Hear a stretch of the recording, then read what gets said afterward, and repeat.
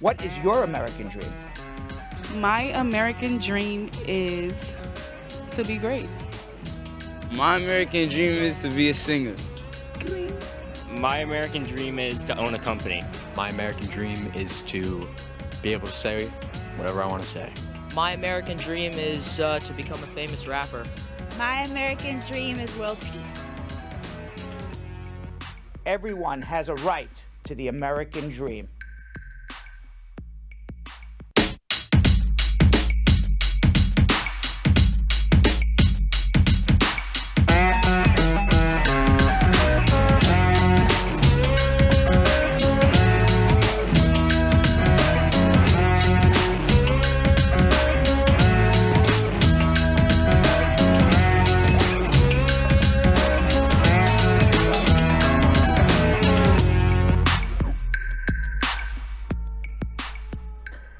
It's September 1st, Wednesday. September 1st, it's Hump Day. You know what also September brings around? Who knows? Fall. Besides fall. Vanessa. You look like a princess today. Thanks. Princess Vanessa. School. Back to school. Also good guess, but not what I was thinking. Jonathan, I'll give you another guess. What comes in September? Oh. Pumpkin. No. Pumpkins are October, Vanessa. That's October. My princess. Your birthday. My birthday, correct. It is Uncle Brad's. You got it. It is Uncle Brad's birth month. Yes. My birthday coming right around the corner. Yeah. Wow. Oh, Yo. snap. Although Vanessa, she is the princess of Bradshaw Live. I know she has her crown. Yeah, and she does. everything. She looks like a princess today, doesn't she? Yeah. Although in my ear, Jilly said to me, "Wait a second, pumpkin spice is out at Starbucks right now." So, Vanessa, correct again. We're all right. Correct again. Culture. And Today's actually my younger sister's birthday, so I love September. is it's my father's. she a Virgo or a Libra? She's a Virgo. She's today, September 1st. Oh, It's happy today's birthday! Oh, Happy happy birthday! I am a Libra. If Yeah, you like my dad. If you believe in that stuff. Yes. Ironic that the sign for Libra is the scale of justice. Yeah. I don't know if it's a scale of justice, but it's scales. Mm-hmm. Ironic. Yeah. Very ironic. They say, you know what they say about Libras? What? I really don't know. Are you, the 27th? I am September. Yo-Yo Yeah. has it correct. Oh, and you want to know what? Doing a lot of studying on Uncle Brad. A lot of studying and kissing ass. Kissing ass and taking names, as they say. Instead of kicking ass, you're kissing ass and taking names. This is how bad my memory is because I'm October 27th. See? So I always do. Brad is exactly a month before me. And My dad's is the 21st. So, Really? So he is a Libra. My dad like is the 17th. Oh, wow. A lot of September A lot of babies. September babies here. Although I'm far from a baby, I think. Sometimes I'm told. Sometimes, believe it or not, as mature as I appear on this show, sometimes I have been called a baby. Depends on the Depends on the situation. Sometimes I've been called a baby, even though I appear extraordinarily mature on the show. All right. Let's go say hello to the squad, shall we? Let's do it. All right. Elizabeth Francis, squad up. Ashanti Ashton. Hey, Brad, how are you? Nisha Hussein saying hello. Stargirl Mika with a big squad up, y'all. Brad, I'm here. By the way, Nisha Hunain, I don't know if we can confirm this or not, but she says she was the first one watching today on Facebook. Ooh. I have no reason not to believe her. I'll give it to her. So you want to give it to her? Let's do it. Congratulations, Nisha! You are the first one on Facebook today. Willie L. Williams, squad up. Elizabeth Francis, Charmaine Taylor, and Joan Erica saying, squad up, my peeps. Rock J. Roberts says he don't believe in that stuff. What doesn't he believe in? Zodiac signs. Stuff? Zodiac signs. I thought he just didn't believe in stuff. I feel like that's what he's talking about. Oh, I thought he just doesn't believe in any stuff. Could be that too. Right? I don't know. Ron J. Roberts. Who knows? He could just be like, I don't believe in stuff. Ma Dukes is a Libra, 924. It's close to you. Who is Ma Dukes? Is what? September 24th. Yeah. I knew I Pretty felt close. a kinship with her. I felt that with her. That's so funny, Ma There you go. Dukes. I felt it. Actually, I would love to know everybody's zodiac sign because I love zodiac signs. I'm an Aries, so all of the squad, I would love to know. Nesquik, what are you? You're a Scorpio? I'm a Scorpio. But I don't know what a Libra is. Like, by the way, who do Libras get along with? Yeah, I can find out. The squad knows. Tell me, there's Libras get along with certain people and not with other people as well. Maybe the squad knows. Let's find out. Let's see what they say. Ashanti Ash, how are you? Terry Faith squad up. Rob J. Roberts says he doesn't believe in stuff. Yeah. Whatever. They say, so Libras are sociable, fair, decisive, appreciative. By the way, Stargirl is September 16th also. Whoa. I knew I felt a kinship with her as well. Yeah. Yes, I think there's something to this, Rob J. Roberts. I believe in this stuff maybe a little bit, right? I think I did too, Just a little bit. I don't believe in, like what you read in the newspaper, like where they have like one thing, like if you're a Libra, you'll meet somebody special today, but it's like so vague. It's so vague, and I'm like, everybody born in this month is going to go meet somebody special today. Right. I find that a little hard to believe, but I think there's something to this whole thing of born, in the like characteristics. Yes, I believe in that. I do too. And there is something to say about fate and faith, right? This is true. And I think it's also, how you're born, where you're born. I don't know. Rob J. Roberts says, nah, it's all in your head. Show me facts. And data. Look, hey. Well, I'll show you the facts. I was born September 27th. And tell me. All right, I'll tell you right now, Yo-Yo. Google any horoscope for Libra. Vanessa, you do it too. Okay, tell me 3 characteristics of Libras. I live And with a I will Libra. tell you, I will tell you right now, Rob J. Roberts, fact or fiction. All right, so I'm going to tell you the good. Tell me the good. What qualities make you a good match? I will tell you. You're sociable. Yes. Fair. Yes. Decisive. Yes. And appreciative. Yes. Okay, so now. Rob J. Fact. So the fact, bad things. fact. Let's see if the bad things. You're confrontational. Weakness. I think. Austere. Austere. Libras love beautiful things, and they love do. indulging in their love for beautiful things. It's like describing This me. is like Brad. It shouldn't be called Libra anymore. It just Let's be call it called. Brad. I'm born under the Brad side. I'm sorry, you just completely described me. Rob J. Rob J. Fact. Hashtag. You honestly just described my boyfriend too. My boyfriend. Really? Wow. Wow, and I described my dad as well. I'm sorry. No, there's This- season. That's so weird, isn't it? Yeah, It's just strange.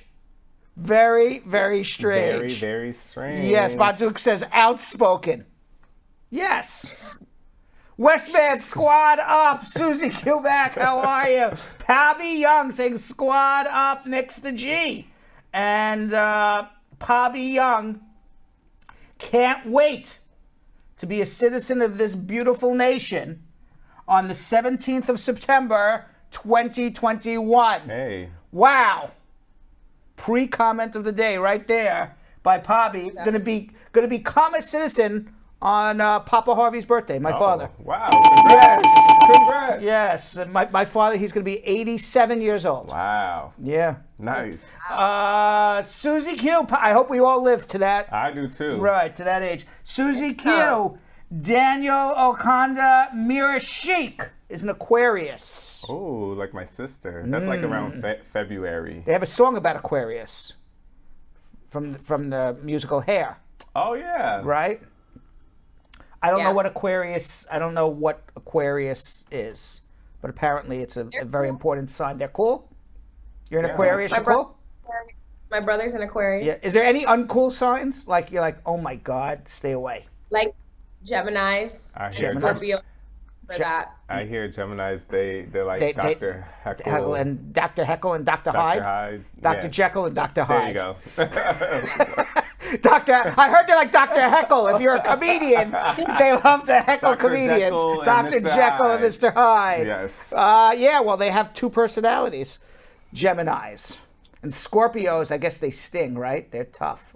Ooh. Yeah, we're known to be a little Little feisty. feisty. But maybe you like feisty.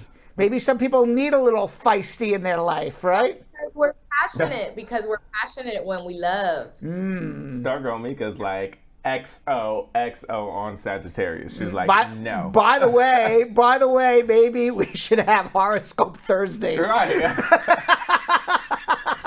Tune into Brad Show Live every Thursday for horoscopes. Spent the last 15 minutes talking about Yeah, it. that's right. Oh, today's Wednesday. Yeah. Tune in for Wednesday. All right, why don't you go ahead, Jonathan? All right, squad.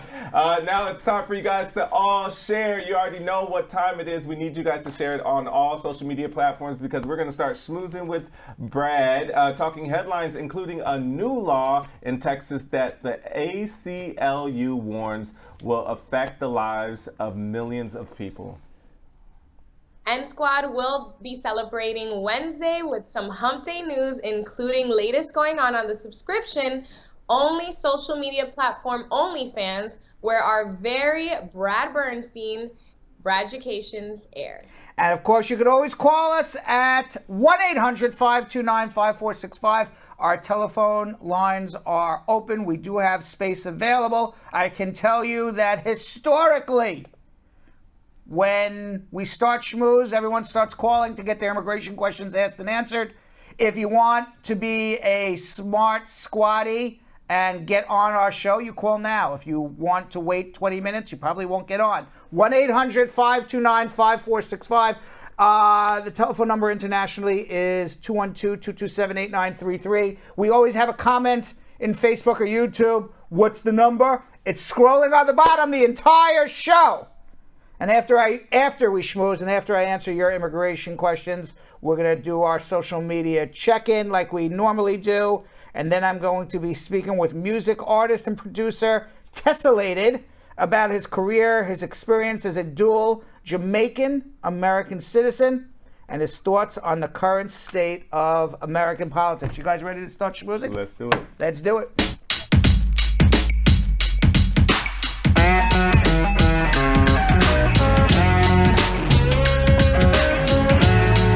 All right, we have a hashtag fact check, Vanessa. Yesterday we talked about the Black Hawk helicopter flying around, and it was going around the news and on social media that the Taliban took the helicopter up and was hanging an interpreter who was working for the American military. But it turns out, according to at least Reuters, Snopes, BBC News, and many other legitimate journalistic sources, Reuters, not Reuters. It's Roto-Rooter, but Reuters News. Reuters News, that the video was miscaptioned. It was not a video of an interpreter hanging from the helicopter. They were not using it to torture people, but in fact, it was a Taliban fighter who was attached to a harness, and they were trying to put a flag on the top of a government building, a Taliban flag that they were unable to do. The person driving the helicopter was a trained pilot by the American military that has now, I guess, been recruited by the Taliban to fly the helicopter. So the Taliban were not hanging people from the helicopter. They were actually trying to put up their flag on a government building. That's not to say that they're, that they have the best of intentions there, the Taliban. Right. They've been doing some really, really terrible things. Although they've pledged to be moderate, Afghan folk singer Fawad Andarabi, he was dragged from his home over the weekend, killed by the Taliban. He's one of the most famous singers in Afghanistan. apparently. He was brought to a restive mountain province north of Kabul, and he was assassinated because the Taliban does not believe in music. Afghanistan's former Minister of Interior, Masad Andarabi, who is also from the district for which the family is named, tweeted on Saturday, Taliban's brutality continues. Today, the brutally killed folklore singer Fawad Andrabi, who simply was bringing joy to this valley and its people, as he sang here, our beautiful valley, land of our forefathers. He will not submit to the Taliban's brutality. The killing has raised concerns that a return to the harsh form of rule of the Taliban imposed when it was last in control in Afghanistan. Can you imagine no singing allowed? That's wild. Is that wild? No singing. I mean, I don't want to make a joke about it, but the Taliban wouldn't last in a lot of places. No. I mean, you bring the Taliban to Jamaica and you tell Jamaica no singing, forget it. They'd last about 15 seconds there, right? That definitely. Or even in the Dominican Republic, right, Vanessa? Yeah. Kidding? Yeah. They would last like 17 seconds, no singing, right? That definitely would be a war that they would have lost. Yes, I think so. But I'm sad what happened to this Afghan folk singer. Yeah. There's a lot of news that says that they're going to be more moderate, but so far, we'll see like what music. We'll see what happens. I believe that if they're going to be as brutal as what we're seeing here in this particular news article, I mean, I've said it several times in Afghanistan, 1/3 of the people are 25 and under. 33% of the population is 25 and under. They've never lived under Taliban rule, and they're used to a more westernized country because they grew up with America, the United States, controlling most of Afghanistan. Right. So, we'll see what happens. In more trifling news, this is awful. A Texas law went into effect yesterday. It bans abortions after 6 weeks. This morning, excuse me. It bans abortions after 6 weeks. The lack of judicial intervention, opponents of this law tried to bring it to the Supreme Court of the United States. The Supreme Court decided at the present time not to make any emergency enforcement measures. They are going to take the case up on their regular calendar. They also have a shadow calendar to deal with emergency situations, and they chose not to deal with this, the Supreme Court of the United States. The law also allows private citizens in Texas to bring civil suits against anyone who assists a pregnant person seeking an abortion. I mean, you figure by the time you get a positive test, you're 4 or 5 weeks, perhaps even 6 weeks into a pregnancy. You may get a positive test and have 24 hours to decide what to do. And then you say, okay, well, you can go, neighboring state, New Mexico, Oklahoma. Not everybody has the money to go to neighboring state, New Mexico and Oklahoma. Texas is enormous. Texas is enormous. The most trifling thing to me is, we always hear about situations where people are raped or, might be incest. That's even out of that's the only way you can possibly is like medical emergency. But I can't even imagine being raped and then having that trauma and then having to decide within hours or days of I need an abortion, or may not even be able to have one because you don't have access to the medical care. Right. President Biden called the law a blatant violation of constitutional rights. He said the Texas law will significantly impair women's access to the health care they need, particularly for communities of color and individuals with low incomes. Well, President Biden thinks it's a blatant violation of constitutional rights, but apparently the 9 justices who decide whether it is a blatant violation of constitutional rights feel otherwise.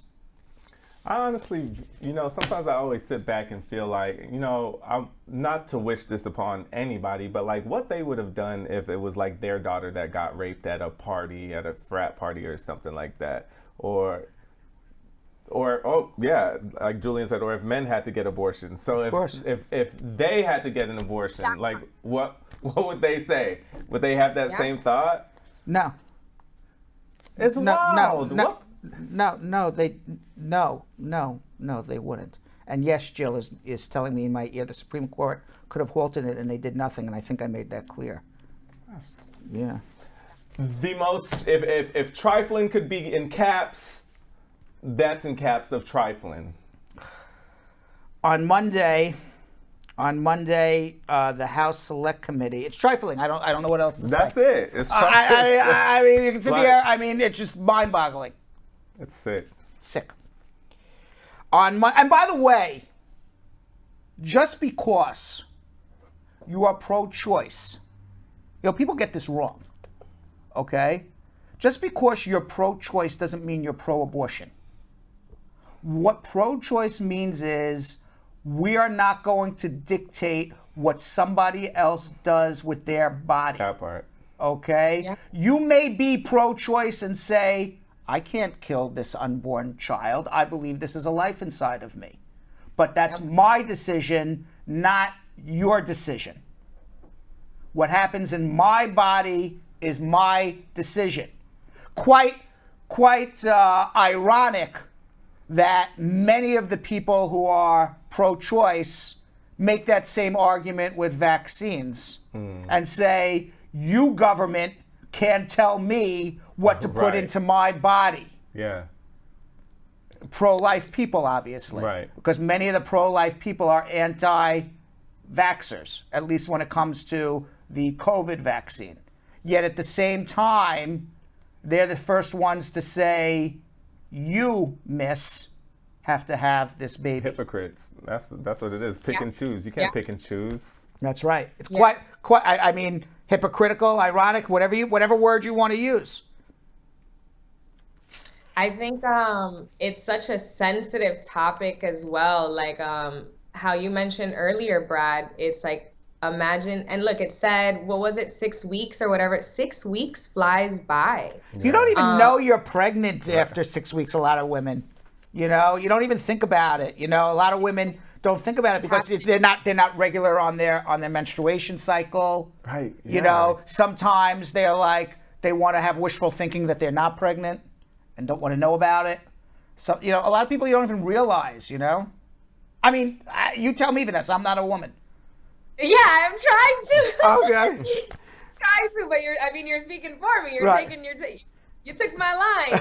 But yeah, no, truly, it's something that if for a country that we preach so much on freedom of speech and freedom of this and freedom of press, and it's like, this is my body and I have no freedom, to make this choice. And it's unfortunate that we have to even come up with such gruesome circumstances like the examples we're bringing up, such as incest or rape or etc. Or why does it have to be to that extent in order for me to prove my point on that I deserve, to choose what I want? And by the way, you know who this is going to impact most? Poor people, minorities, people who don't have access to medical care, people who don't have access to transportation to go to another state to get medical care. Because essentially that's what's going to happen. Like right. if it's I mean you're a rich upper middle class girl, you're gonna get on an airplane and go somewhere else. I know people who are in their midlife, almost end of lives, who have never even been on an airplane or left their cities. So it's so unfortunate. But my thing is, like, I'm over here trying to think, like, what's the equivalent to of this to where men have to deal with a situation like this? There is nothing. I can't. There's literally nothing that can compare. Like, there is literally nothing that can compare. Nothing. Like, and so for a man to create an opinion on that's the wild thing is beyond me. But then we can't be surprised. This is the history of our country. Look, it's sick and sad, but this is the history. Thank God, some women's rights at least, apparently. On what do you think of this? By the way, what do you think of this? It will go on Monday. The House Select Committee that's investigating the January 6th insurrection of the Capitol. They have asked all of the telephone companies to save the records of the members of Congress who they believe may have assisted President Trump or may have assisted the rioters in the insurrection. That perhaps they had inside knowledge, or perhaps they were directing rioters, or those who were directing the directors of the rioters. It may not have been directly to the rioters, but maybe there could have been intermediaries in the middle. Many of them are Republicans. The Republicans say that that the Democrats are taking their phone records or requesting their phone records as a political trick to expose perhaps personal things about them that they can use in an election. What do you think about the Democrats getting the phone records of these Republicans in question? I'm here for it. I'm here for it. I could see what they're saying with, okay, they can use some of the other stuff they find out about my personal life against me. So if there's a way that you can, do it to where they cannot, like, they're protected on that end, I would like that. But like, if not, regardless of the fact, like, you still have to find out the truth. And if they did help them, they should be, incarcerated. This is, when you go to law school, one of the first things you learn is the slippery slope. That if you allow this, then you'll allow that, then you'll allow that. And as me personally, I'm all in favor of, let's find out what happened and who knew. Yeah. I don't know if I'm in favor of getting their phone records, because the phone records are personal to them, and number two, we don't know whether or not any of them had anything to do with it. And perhaps if you do get phone records and phone calls and phone messages and text messages, perhaps there could be some things that the Democrats could use against their opponents in future elections. And by the way, this is a legitimate inquiry. Right. But flip it around, and one day the Republicans are going to be in charge, or maybe somebody else will be in charge. Maybe there'll be a new political party, who knows? And there will be something less of a legitimate inquiry, but they will make it a legitimate inquiry and say, we want to get the minority records, minority meaning the political party not in power, phone records. So I think it's dangerous for democracy personally. But my thing is, who's actually going to be conducting this research and the Democrats. collecting? Can't they just get a person or like people that are in the middle equal to where they swear them in, and it's like you cannot give this. It's easy to just get. You go find some people right in the middle. Vanessa, what do you think? Honestly, I feel like, as much as I want to believe that this is something that could potentially be even brought up to this magnitude, I feel like there's always some crookedness happening here. So will everything really be disclosed? Will we really go through all of those call logs? Will something happen where, I don't know, something vanishes, or it's just not even a document that they're even looking over anymore? I don't know, man. I don't know if to trust. I think I agree with you in the sense that it's all political. Even the withdrawal from Afghanistan was political, like we talked about yesterday. So Robert Jackson is basically saying, like, what I was thinking, like, wouldn't the FBI have the information as part of their investigation into it? So that's the type of people I was talking about. I'm not talking about just pulling people from the streets. I'm like, that's different. That's a criminal investigation. Well, this is criminal. This is not a criminal investigation. This is a political hearing conducted by Democrats to find out what happened. It's a political hearing. This is not criminal. I mean, you were waiting to bring your assisted in a crime. So huh? I was just waiting to put that in there. All right. Meanwhile, in coronavirus news, the U.S. is surpassing the average of 160,000 new COVID cases a day. A COVID-19 case surge across the U.S., particularly among the unvaccinated Americans, Hospitals have been pushed to their limits. I know many dormitories and universities down south. COVID's running rampant. Really? Yes, my daughter's Yeah, I university. was about to say. Yeah, everybody's getting sick. All the freshmen. Yikes. All the freshmen. What? At least in my daughter's university, they're all Yikes. they're all giving it to one another. Alabama, Georgia, where my daughter is, Texas, Florida, and Arkansas have less than 10% left of their ICU bed capacity. Yikes. Yesterday, Idaho had just 4 ICU beds available out of 400 beds. The good news is a new poll shows that amid surging COVID cases propelled by the Delta variant and following the FDA's full approval of the Pfizer shot, vaccine opposition is dropping. The latest coronavirus index poll released yesterday by Axios Ipsos finds only 1 in 5 Americans say they are not likely to get vaccinated, the lowest level since the start of the index. And earlier today, Italy has told Americans, you ain't vaccinated, you're not allowed in our country. Oh, yeah. Oh, yeah. Listen, I'm And here you know for it. what? And that's going to start not only Italy, it's going to be the domino, trickle it's down. going to trickle down. If you want to travel, you're going to have to show a vaccine card. I can almost assure you in the next 90 days, that's what they're going to do. Almost every country. I'm I here can for see it. Right? It started with Italy already. Get a new passport. All right, let's do some hump day. Yeah. We have some It's hump day. all right. It's hump day. OnlyFans. Well, we were told OnlyFans was going fully clothed. It's going back naked, Vanessa. I knew that wasn't going to last. It's going back naked. Last week, after OnlyFans said, you got to be fully clothed like Uncle Brad. We want everybody to be Uncle Brad on OnlyFans. They went back naked again. I'm in the minority again, Yo-Yo and Vanessa on OnlyFans. Sorry. Yeah. Last week, the company announced plans to ban porn from October 1st, citing pressure from the banks, those conservative bankers. They don't like to see anybody naked. That's what it was. Right? But the decision drew condemnation from sex workers who largely helped fuel the platform's success. And quite frankly, they would probably there'd be another website would just open up and they would have all went there. Honestly, and they would have put OnlyFans out of business. I had already seen Right?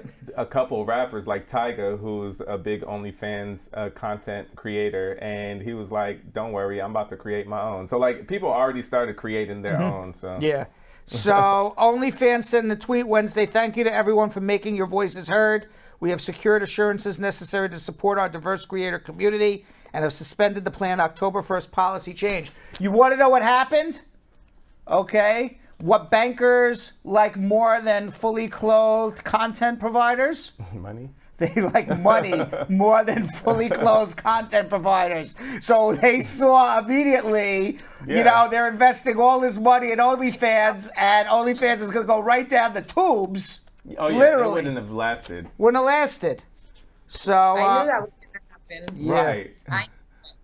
What they say, they banned it for 5 days? They Yeah, said. yeah. That was a long time. Now- That was a long. Right. Now, OnlyFans founder and CEO Tim Stokely said in an interview with the Financial Times this week, the firm was forced to ban such content after unfair treatment from the banks. He name-dropped J.P. Morgan, Bank of New York Mellon, and Britain's Metro Bank as examples of lenders that have made life difficult for OnlyFans and sex workers. All 3 banks declined to comment. That J.P. Morgan, Bank of New York Mellon, and Metro Bank, bunch of prudes over there. They are prudes. Now, Stokely didn't. Now, there's been speculation that some other factors were at play. For instance, an Axios report said last week that the company was struggling to find external investments due to concerns with its hosting of adult content. They want to go public, and they have to go public and get the support of banks. That's really it. Okay, but they realized they would have a problem going public if they got no more content creators. Right. Okay, it's nakedness that fuels OnlyFans. Sadly, it's not Braducations. I mean, No, Braducations. Listen, pick and choose. We're doing. platform. It's a new platform, okay? Right. All right. Well, the Philly naked bike ride is on again, Yo-Yo. Yes, I feel like we've talked about We this talked many about this times. last year. I wanted to know if you would do it. You said nope. Nope. And the answer Hundreds is of still the naked, same. perhaps thousands of naked people will be parading through the streets of Philadelphia for the Philadelphia Naked Bike Ride this Saturday. But this year, due to COVID, many people wore... Oh, it was this past Saturday. But this year, due to COVID, many people were naked but still wore masks. Yeah. Gotta protect yourself. I think it's a little... I think... I think I mean, you get COVID from breathing it in, you right? can get COVID from any orifice. No, but like that's if Right? you touch your face. That's But what you the can, but you mask can is to get it. But protect there's yourself. there's COVID doesn't go in through your fingers. but there's other holes if you're naked riding. Oh. Your pores. Your pores, You know? yeah. Well, last year's event was canceled because of the coronavirus, so people were thrilled to ride naked this year.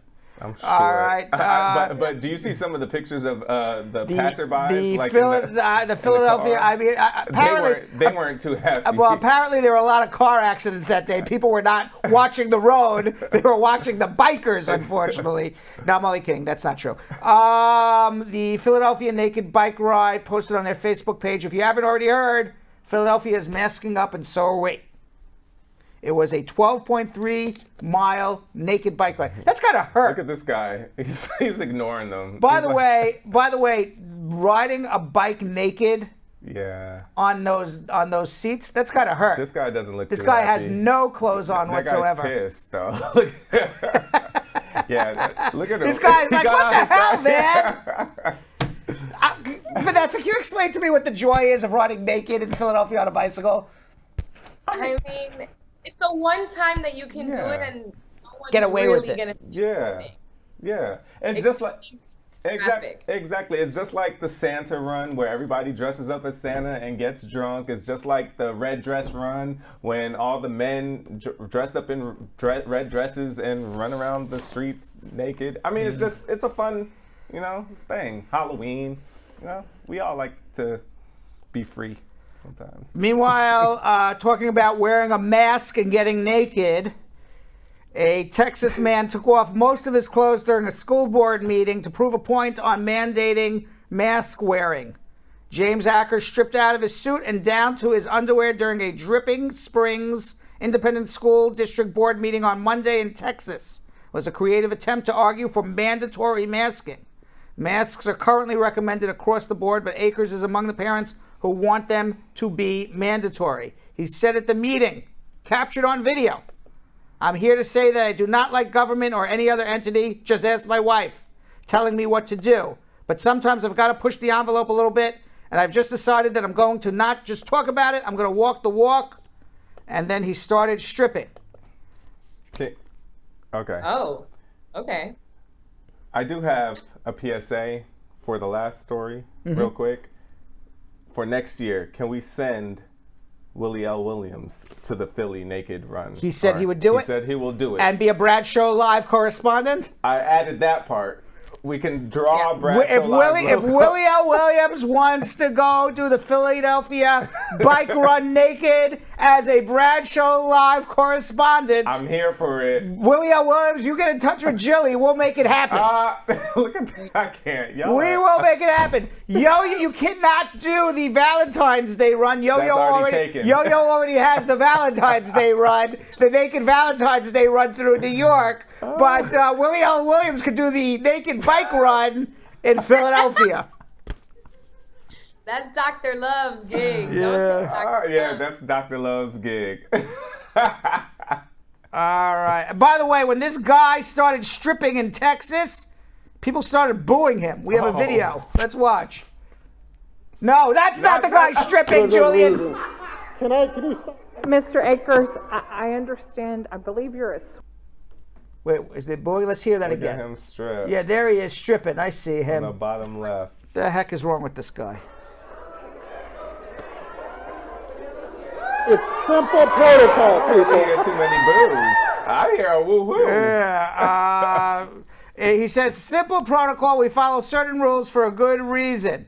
Now, the school board's president, Barbara Stroud, acknowledged Akers' point before he could get down to his birthday suit. Mr. Akers, I understand, I believe you're a swimmer, but if you wouldn't mind pulling up your pants, we would appreciate it. That's what the school board president said. Can you stop? Mr. Akers, I understand, I believe you're a swimmer, but if you would mind putting your pants back on for a comment, that would be appreciated. It's the sign language. It's the sign language for me at the top. You guys see that in the video? Definitely saw her. They have the sign language person saying, "Oh my God, he's stripping." Sure. No, she had to sign what the woman is saying. Right. I'm sure she didn't think that that's what she was going to be signing today at work. What was the sign for pull up your pants? Was it just like this, you know? That's why I said play back. It was funny. Was that what it was? Let me see. Play it one more time, Julie. Let's see. Watch till the end. See, like.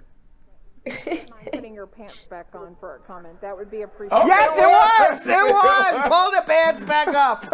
All right. By the way, a new study came out. Scientific study, Jonathan. Oh God. Yep. People with big noses have big members in their pants.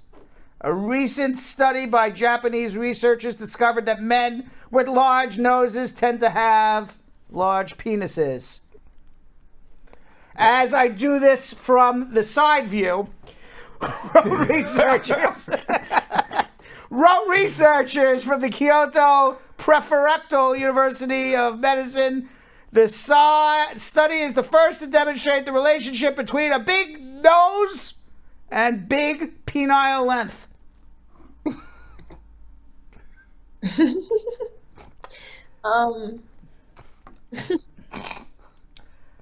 I have no idea.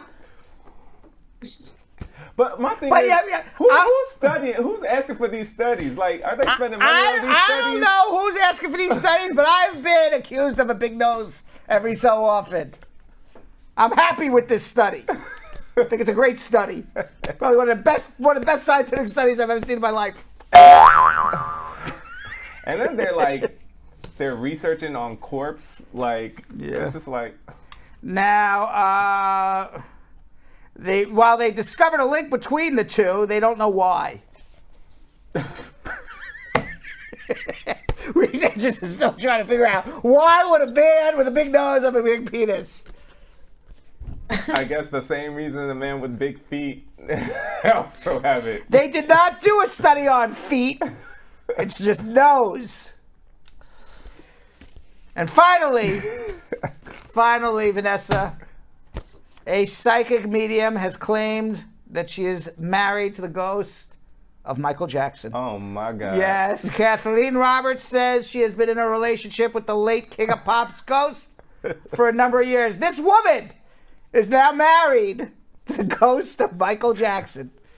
Yes, she believes she is the reincarnation of Hollywood icon Marilyn Monroe. She looks exactly like Marilyn Monroe. It's almost identical. Truly identical. And she claims that Michael Jackson is using her body, kind of like Whoopi Goldberg in Ghost, to sing, dance, and snack. I can't. I would love to see this woman. I actually would like to interview her. I would love to see this woman moonwalk. Right. Michael Jackson's in your body now? Moonwalk. Let's see it. Wow. Right? Yeah. Let's see you moonwalk, Kathleen Roberts.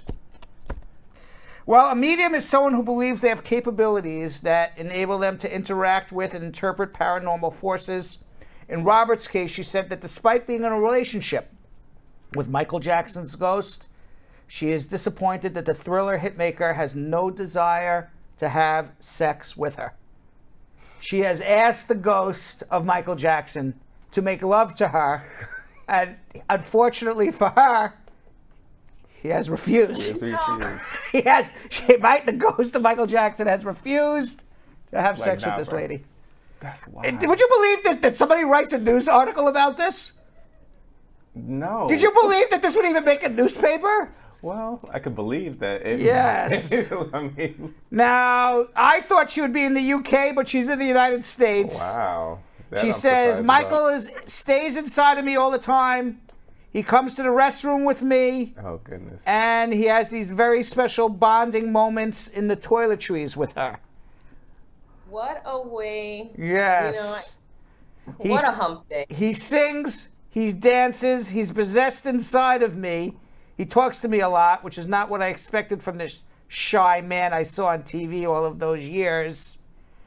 I wish he would have sex with me, though. That's what she says. Yeah, Kiki K. Marie pretty much took the words out of my mouth. I swear one of her screws are missing.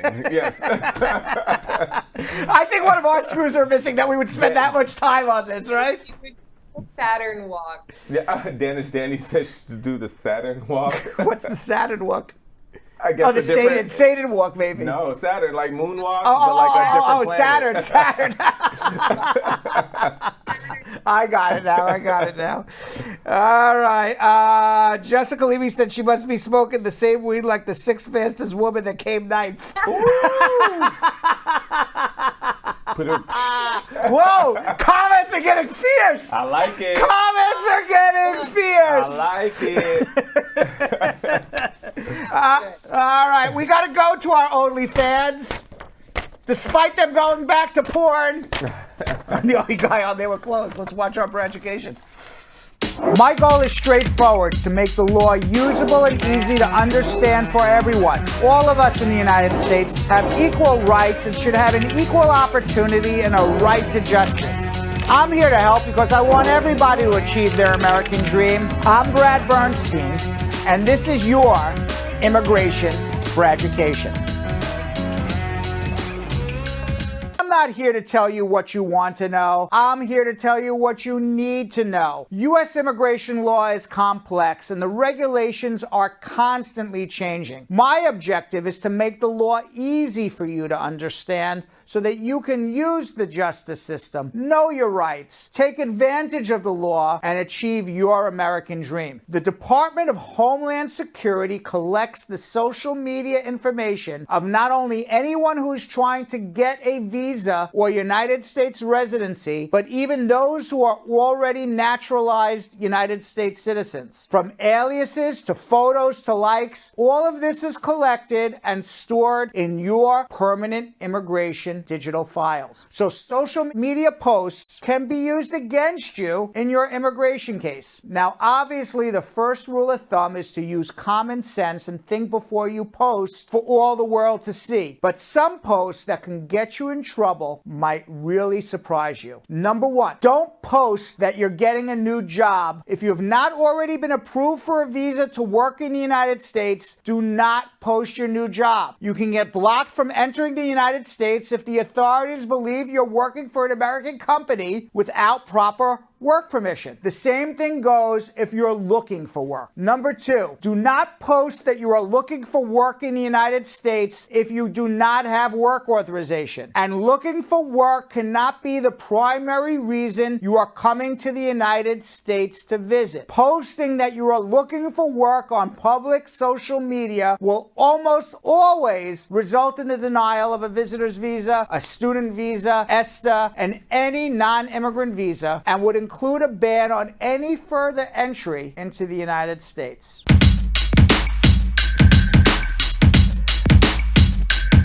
You can watch more of Braducations on OnlyFans. Just search Brad Show Live, Braducations.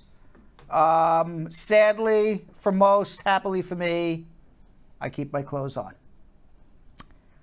Or it may be happily for most and sadly for me. It depends which way you want to look at it, right? All right, let's answer immigration questions. You got a question, I got an answer.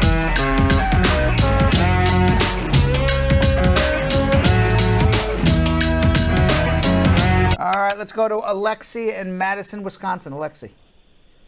Yeah, hello. How are you? How you doing, sir? Good, what's going on? I have a question. I recently became citizen in July this year, and I have a criminal history, and I'm trying to see if I can sponsor my parents to come to America because I'm a citizen, but I have a felony, criminal felony in the past. But you're a citizen. Yeah, I just became a citizen. So you're fine. You file for your parents. You're a citizen. You have a felony in the past. I assume immigration knew about it when they made you a citizen. They actually reviewed my felony convictions, and then after that they gave me a naturalization. Fantastic. So as a citizen of the United States, whatever crimes were committed in the past is in the past. You can file for your parents. They can use it against me. They cannot use it against you. You're a citizen. Mazel tov. And Thank you. Could you? Yeah, go ahead. Could you help me sponsor? Of could course. you help me file a petition for them? Of course. And the only time where a American citizen runs into a problem with criminal record is if they have a sexual abuse case against a minor. Then the Adam Walsh waiver kicks in if they're on the Child Registry sex list. And then they could have a problem sponsoring their family members.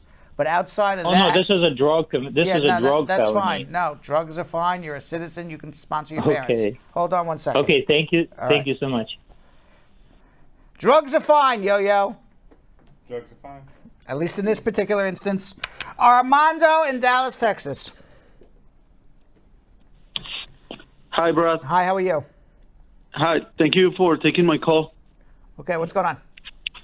I just became a legal permanent resident last year, and I'm engaged to Diana. She's my fiance. Great. She's in the process of becoming a permanent resident, employment-based. Great. We're thinking of getting married. Should we wait until she gets her green card, or just go ahead and get married? Go ahead and get married. Your marriage is not going to affect her employment job sponsorship. Okay, and she doesn't have to disclose that to the... Of course she would have to disclose it after she gets married and she goes for an interview. If she's already filed an adjustment application and she goes for an interview and they're going to say, has anything changed? Yeah, I got married to Armando. He's fantastic. I'm in love. But that has no effect on... It's just changing her biographic data with immigration, but it doesn't affect the job sponsorship. A job sponsorship is a promise to employ your girlfriend in a full-time position in the job that she got sponsored in. That has nothing, whether she's married or single, has no effect on whether she can do this job for 40 hours a week on a full-time basis. Okay, and so because she's Mexican and like me, and her priority date is November 2019, so it won't make the process longer or anything. No. Okay, thank you. You're welcome. Bye-bye. Let's go to Christina in New City, New York. Christina. Going once, Christina.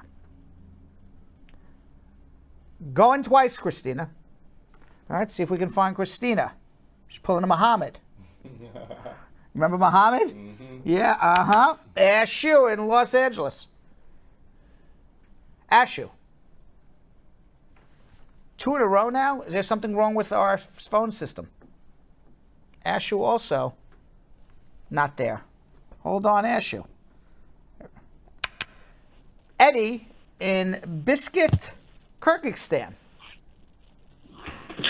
Hey, Brad. How are you, Can Eddie? you hear me now? I do hear you. Good. What's going on? Thank you so much.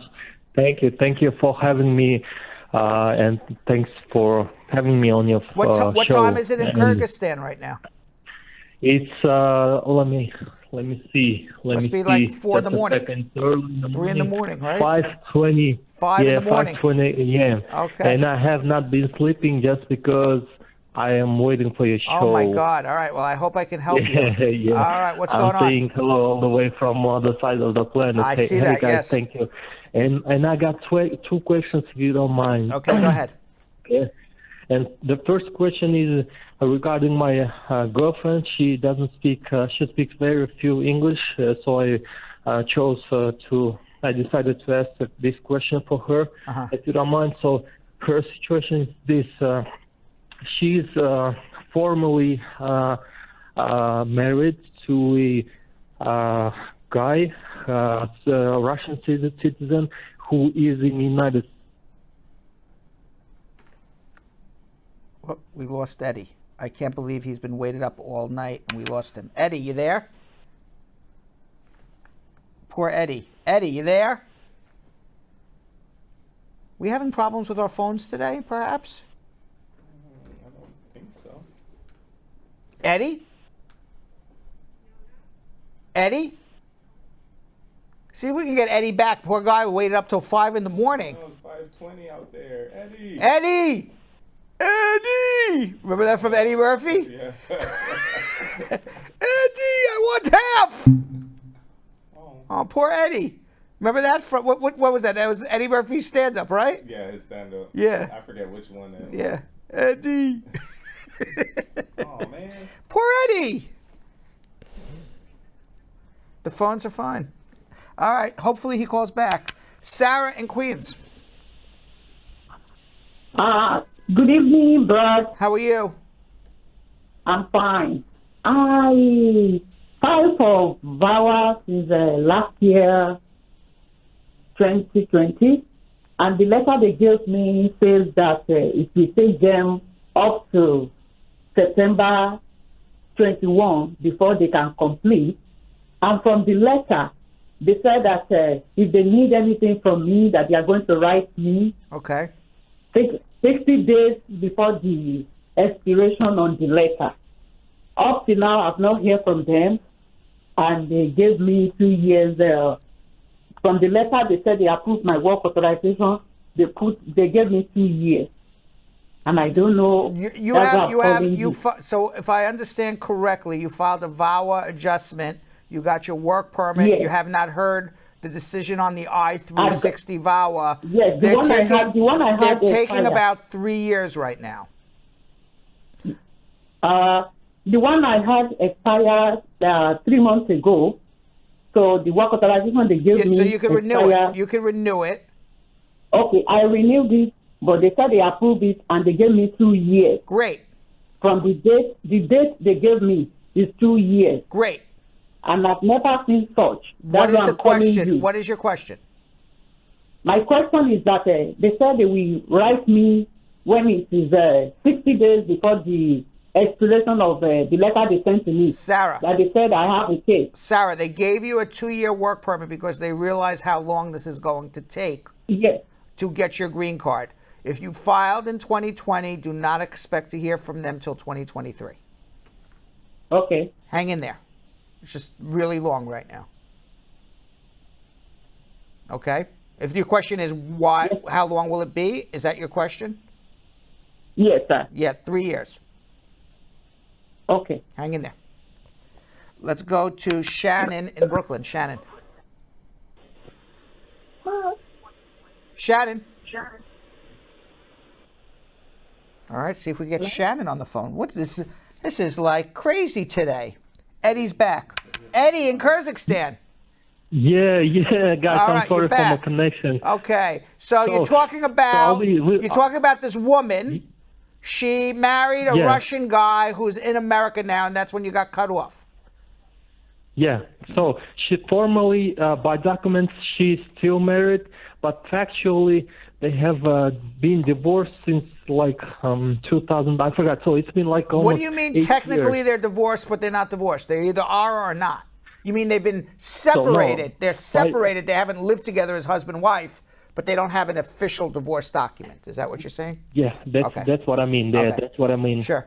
And they've been separated 8 years ago, and about 5 years ago, her husband went to the United States, and I think he applied for asylum. Okay. I believe so.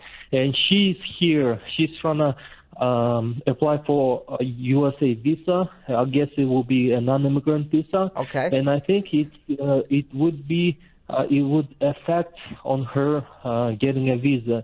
And that's my question is it going to affect getting her U.S. non-immigrant visa? What is the visa she's applying for? A tourist visa? Yeah, I guess The fact that her would be a choice. husband applied for asylum, was he granted asylum? I think he did. He was granted asylum. I think it would That's what I believe. affect in this sense, because she never divorced the man, and Yes. he applied for asylum and it was granted. That means that she's eligible for a green card as well. Mm-hmm. So because she's eligible for a green card, there could be an inference of immigrant intent. And that could, that we're going to give you a visitor's visa, you have no intention of leaving because you're going to apply for a green card when you come to America. Now, she conceivably, if she is married to this man and there's proof that he won the asylum, if she were to divorce him in Kyrgyzstan legally, she would be able to file her own asylum claim from Kyrgyzstan and come with a green card. Assuming, really? Even though they were... Even, yes, because what the law says is if you're married to somebody who applies for asylum and your spouse is granted asylum and you subsequently divorce your spouse, you can file your own claim for asylum that doesn't have to be approved, but almost invariably, almost always is approved as a following to joint spouse who divorced somebody who was granted asylum. Wow, I didn't know that. Yeah. What if he hasn't been granted an asylum Well, yet? then she wouldn't be eligible for anything right now.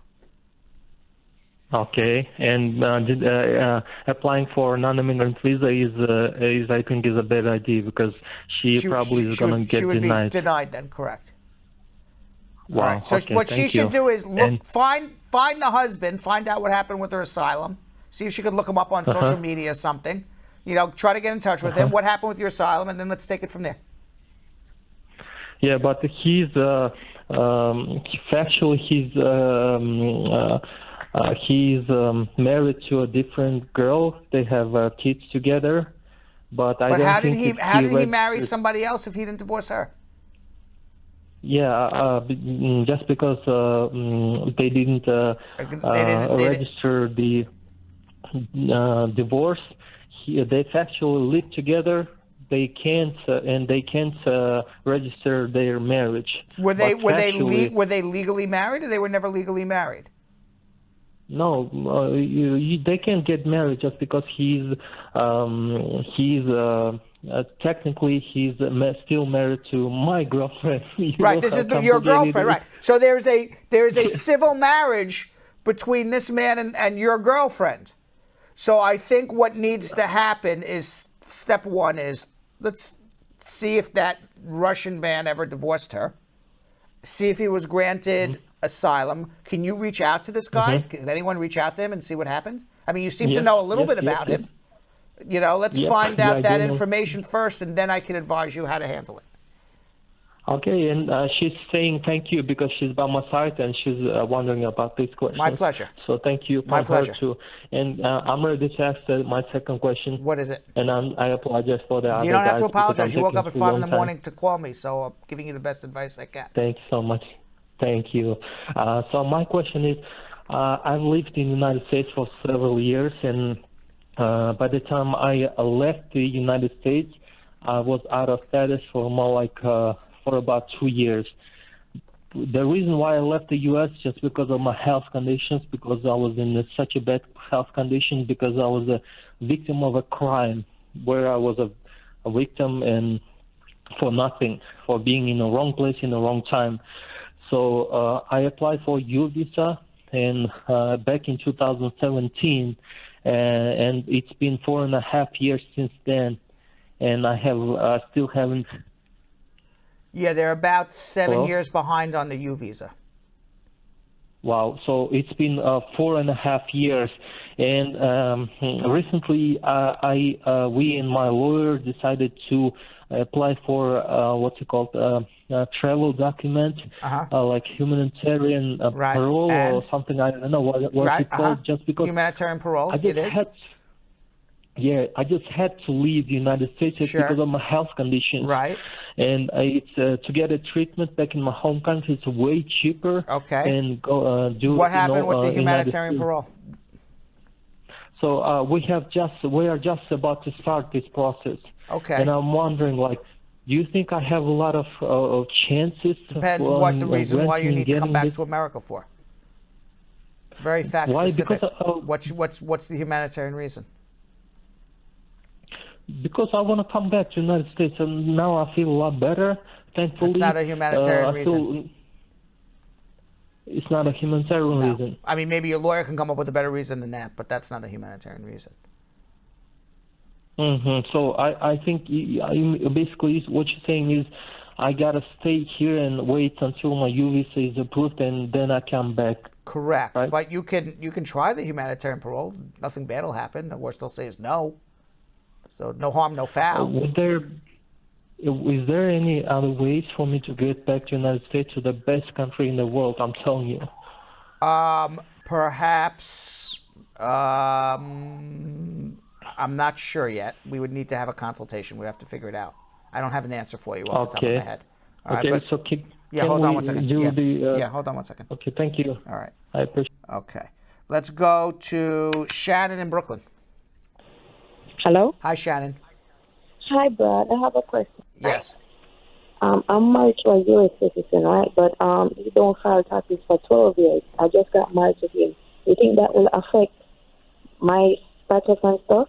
You married a U.S. citizen, and what's the problem in 12 years? I didn't hear that part. He don't file taxes for 12 years. Why doesn't he have taxes for 12 years? Let's get to that question. Why does he not have taxes for 12 years?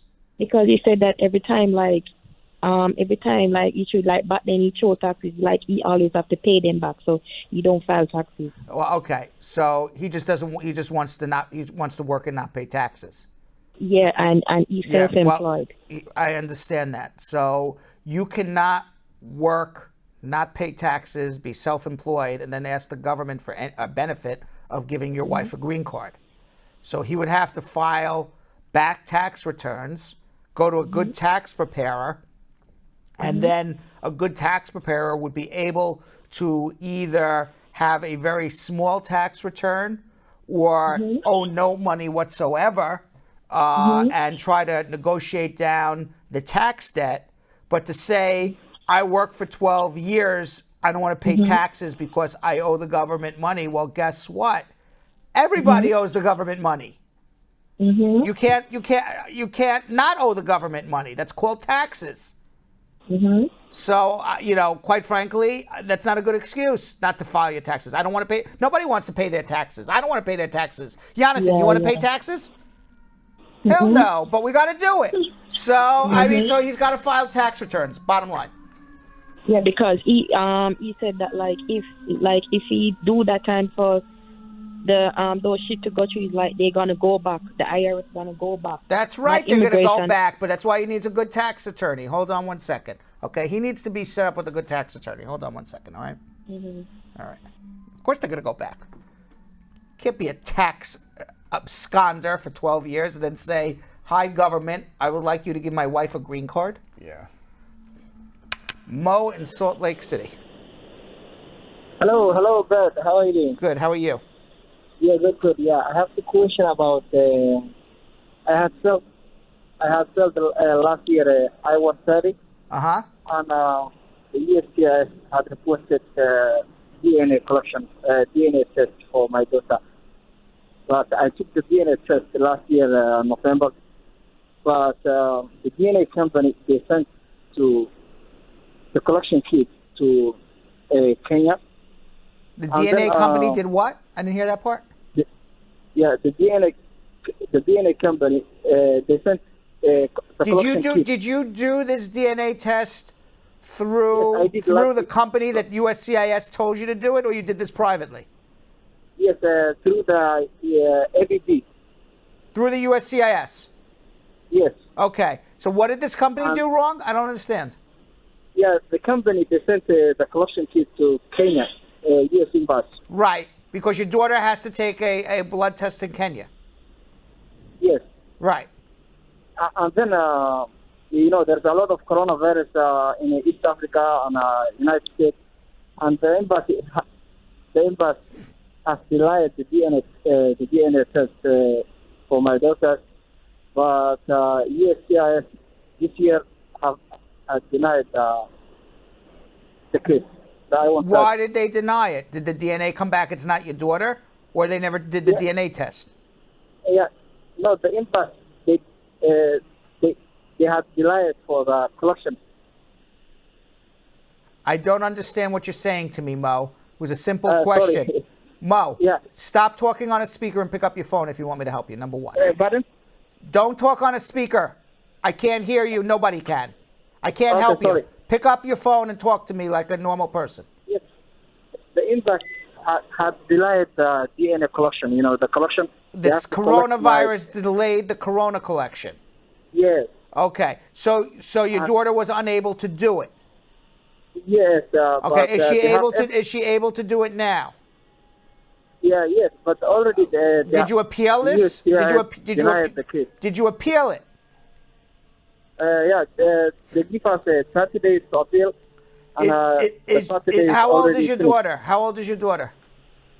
Just 9. She's 9? Yes. Okay, you're a citizen? Yes. The fastest thing to do is just don't even bother appealing. Just refile again. Pardon? Refile again. Forget appeal. It'll take too long. Refiling will be faster. But it's almost almost 9 months. Okay, Mo, stop. I don't want to hear from you anymore. Let me tell you what to do now, because I could barely hear you in the first place. You filed for your daughter. They asked you for a blood test. You took it. Your daughter was unable to take it in Africa because of COVID. Everything was shut down. As a result, they denied your case. You did some sort of appeal. You said it's 8 months later. Appeals take 4 years. Forget the appeal. Okay. Forget it. Your daughter's 9. You're an American citizen. She's automatically eligible to get her green card. You just got to prove she's your daughter. Refile again. Hopefully this time Africa and the U.S. is open for DNA testing, and you'll get it done. Oh, okay. Thank you. You're very welcome. Thank you. Bye. I had to cut to the chase there.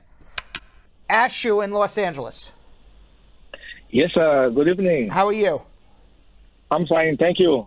Yes, so I'm concerned about the mandatory vaccine to grant green card. My family, I apply for my family. So I'm skeptical about my family taking the vaccine back in Africa.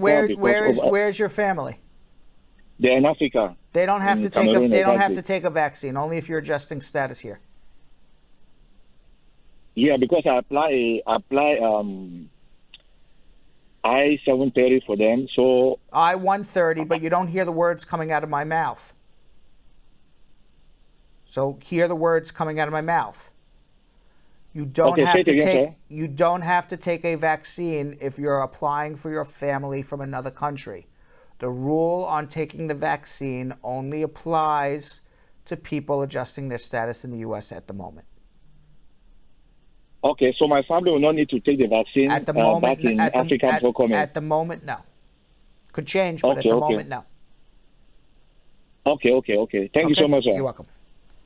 Let's go to Christina in New City, New York. Hi, Brad. Hi, how are you? I'm good. I called before. I don't know why I was not hearing you. I don't know either, but I'm glad you're back with me now. You can hear now? I hear you perfect. Okay. My question is, my son, I fight for him since 2017. Where's your son? And since last year, where's your son? 2020, they said that they have been sending me letters, that emails, that it has been approved to get interview back home in Africa. Christina. Yes, please. I want to help you. Okay, but just answer the questions. Okay, so your son's in Africa. How old is your son? When I filed, he was 17. He's now 22. Are you a citizen or a resident? I'm a resident. You're a resident. How long did it take for the I-130 visa petition to get approved? It could be that your son is now in the F-2B category. He could be saved under the F-2A category under the Child Status Protection Act, but I would need to see your paperwork to see if we can do it. It's a complicated mathematical formula determined based on how long the I-130 was pending, when your son turned 21, and when visa availability was. So if he's in the F-2B category, meaning unmarried, they probably put him in the F-2B category, meaning he's unmarried child over the age of 21, he has at least another year or two of waiting. If we can keep him in the... He's unmarried. He's got married, you said? He's not married. Correct. He's a student now. Okay. Yeah. If I just wish you would listen to me. If he's in the over 21 category, he's going to wait another 2 years. If he's in the under 21 category, he could be eligible for a green card now. They have something called the Child Status Protection Act. The Child Status Protection Act allows children who are over 21 to stay in the under 21 category, which is faster, under certain circumstances. Yes. I don't know whether or not that circumstance is for your son, because it's a complicated... Yes, he was underage. That's not the words coming out of my mouth, though. Listen, I understand he was underage when you filed. It's not what I said. What I said was he turned 21, and therefore they are now probably putting him in the over 21 category. There are certain circumstances that we can bring him back to the under 21 category. Okay. It's called the Child Status Protection Act. But it is you don't have to worry about what it's called. Okay. But it's a complicated formula. So I would need to see your paperwork to figure it out. Hold on. Okay. Okay. And by the way, the formula is, for those who want to know, did he you get to add, let me go back, I'll make it less complicated. You get to add the time it took the I-130 to get approved to his 21st birthday. Did she pay, let's say it took the I-130 1 year to get approved, then he gets till 22. Did she pay the visa fees at the National Visa Center before he turned 22 on that hypothetical question? We don't know how long it took the I-130 to get approved. And when he paid the visa fees, we know the F-2A category was current. So it all depends on how long the I-130 took to get approved and when she paid the visa fees. All right. Edgar in San Salvador, El Salvador. Edgar. Hi, Brad. How are you? Good, good. So my wife and I have a B1, B2 visa. We have traveled to the U.S. this year in March, 10 days. And in May, just 3 days, we went to just get vaccinated in New York. And on March, we went to Florida to visit some friends. Okay. So we're planning on going again in October from the 15th to the 25th. Right. And to visit friends again in Florida. Okay. And then again, we would like to go to New York on the 25th to the 28th. Sounds like a beautiful trip. For the Thanksgiving parade. Fine. So my question is, do you think we will have any issue because we're traveling very close? No, because all your trips are very short duration. And as long as you have return plane tickets and you can show, if you're traveling to New York, maybe in a hotel room reservation, that corresponds with your plane tickets, and you can show all that at the airport if you're questioned, I think it's perfectly fine. Okay, great. All right. Thank you. You're very welcome. Good luck. All right. All right, and by the way, if you didn't get your immigration questions asked and answered, you can always follow me on Real Brad Bernstein on Instagram. Drop me a DM. I'll be happy to help you with your immigration questions if I can. You can also follow us at Brad Show Live. As I always say on every show, you don't like 2 hours of Brad, Yo-Yo, and Vanessa, but you like 30 seconds of us. Follow us on Instagram at Brad Show Live. And also, if you want to get a personal answer to your immigration question, a video by me. Follow us on TikTok. I'm answering 10 to 15 immigration questions personally by video on TikTok every day. People love it. They do. Yo-yo. You guys can follow me at Jonathan Elias TV on Instagram. And you guys can find me at Vanessa.Contreras TV. And later in the show, after social media check-in, I will speak with music and artist and producer Tessellated, whose original song, I Learned Some Jazz Today, was used in the Emmy-nominated Apple AirPods commercial Bounce. And now, Bruce Goldstein, the president of Farm Worker Justice, tells us the number one thing he would like to see in immigration reform. So now, as always, squad, I will be looking at the comments. I would love to know what you guys would like to see as well. What is the number one change you want to see in U.S. immigration reform? That we win immigration reform, and if it's not perfect to begin with, we improve it later, so that the undocumented farm workers who are currently here in the United States get legal immigration status and a path to citizenship, and so that future farm workers who come into the country to help feed us also are given a true immigration status and path to citizenship, and that through that, we work with all those farm workers to mobilize them so they can ask their employers and their communities for a greater measure of justice in this country.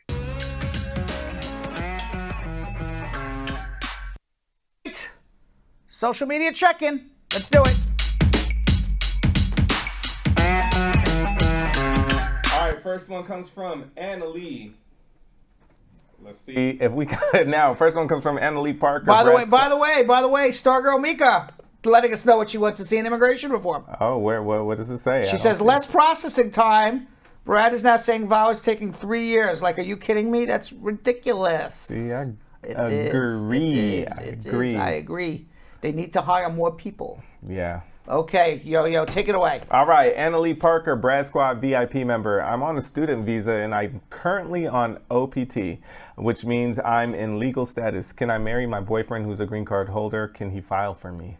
Yes, and you can file your adjustment immediately. King Jovain, Brad Squad VIP member. How long does F4 filing take? Mine is from 2009. When will it be current? Let's see when it will be current. We go to Visa Bulletin. We do this every day on our show. You can do this on Google yourself. I do it every day live. Visa Bulletin. Go to state.gov/content/travel. Visa Bulletin. Click on September 2021. And there you will find F4s up to March 22nd, 2007.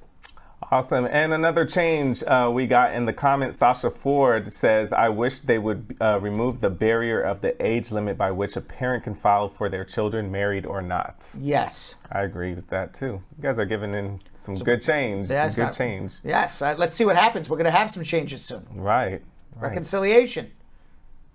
That part. We got out of Afghanistan for this. Mm-hmm. So let's see what happens. Yeah. All right, Mahidar Alaline, maybe, Brad Squad VIP member. I'm a U.S. citizen. I came to the U.S. through the DV lottery. I have a 9-year-old daughter back home. When she was 1 year old, I was in a difficult situation raising her and I gave her to someone. Because of this, I did not include her in my documentation with USCIS.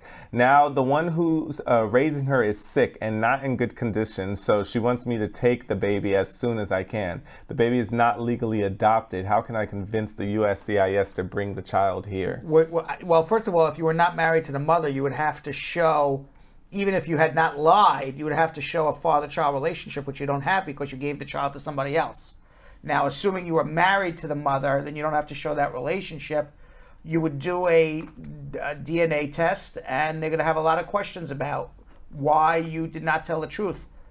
Hopefully, you told the truth at least on your citizenship, but I think you need a private one-on-one consultation. By the way, it's not the first time I heard this story. And a lot of times people do it because on the visa lottery, you need to still be above the poverty level. So the more family members you're bringing to the U.S., the harder it is for to pass the affidavit of support requirements, which is why a lot of people all of a sudden leave their children off the file. We don't have any because we need to beat the affidavit of support requirements. And then all of a sudden they become a citizen and like, lo and behold, they have 5 children they never told them that before. Right, but wouldn't it kind of like go a little bit more to his case since he gave the child away at 1 year old and now the child is 9 years old? You have excuses on, I didn't really misrepresent, I really didn't understand the questions. I mean, there's always ways to wiggle out of it, but still issues. Okay, Carol F on YouTube, can I still get a work visa if I've worked without a permit on a tourist or student visa? If not, is there a waiver for that violation? There's a waiver for working on a student visa if you're married to a resident or citizen or you have parents who are residents or citizens. That's the only time there's a waiver. By the way, I saw Joan Erica says, I wish they would allow adjustments of status in the United States if her brother files for her sister. So what she's basically saying is she doesn't want these long waiting lists. Yeah. Or what she may be saying is she wants to bring back 245I, which is, well, you're on a long waiting list, but when you get to the end of the long waiting list, I want to pay a penalty fee and be able to get my green card here without having to go home and come back. Perhaps that's what she's asking for. I would like to see a 245I extension, because it would serve 2 purposes. 1, allow people to adjust their status here, and 2, gives money to the immigration service to hire more people so we can process everything faster, because you pay for more fees. True. All right, next to G on YouTube. Is it true that in some cases people can get a green card without an interview? Yes, it is true. Natasha Baburam, a Brad Squad VIP member, after receiving a welcome letter from my I-485 application, how long does USCIS take to mail my green card? 8 to 12 weeks. Morena Bella on YouTube. After my VAWA is approved, how long will it take to get my green card? About a year. I assume you have to file an adjustment still. Or if you haven't filed an adjustment, your adjustment will start processing. Ref Run on YouTube, can my daughter file for an I-45 while on a student visa because we only received the I-797C for the I-130 application in 2019? If she's eligible to adjust her status, yes. Sharoner Berry on YouTube, what happens if I miss my first biometric appointment for removal of condition? Do they send me another appointment? No, call up and schedule it again. Rachid Arunkir on YouTube, my wife got her consular appointment for an IV-1 visa? No, it's the 4, that's immigrant visa. Oh, I-4, okay, I-4 visa canceled. Yeah. What does that mean? The consulate only canceled the day's appointment and not the rest. It is the embassy in Saudi Arabia. Could mean anything. It could mean that they didn't have somebody to interview her. It could mean something worse, that they need to investigate her, or something way in between. It could be completely innocent. It could be something serious. We don't know. Tam A on YouTube, is the Social Security card mailed to the same address as the green card since most SS offices are closed? Supposed to be, yes. Anna Lesnaya on YouTube, I came on a J1 visa, filed for asylum, got married, but then divorced. I got a green card through marriage. I have a citizenship interview. Is it going to be a problem? 2 cases and a divorce. As long as there was no misrepresentation, it doesn't sound like there's a problem. George A. Mont on YouTube, are bakery workers considered essential? To me, they are. I don't know yet. That was opinion, everybody. Yes, exactly. Anna Parker on Facebook, my ex-boyfriend's ex-girlfriend took a restraining order out against me. I was recently arrested for violation of the restraining order. I spent a night in jail, and following morning I went to court. The judge didn't discuss the case. She just gave me a new court date, which is in November. Is it safe to travel home on my I-131? It is safe, but if you're found guilty of violation of a restraining order on a domestic violence, you could be deportable. So, you know, you got problems.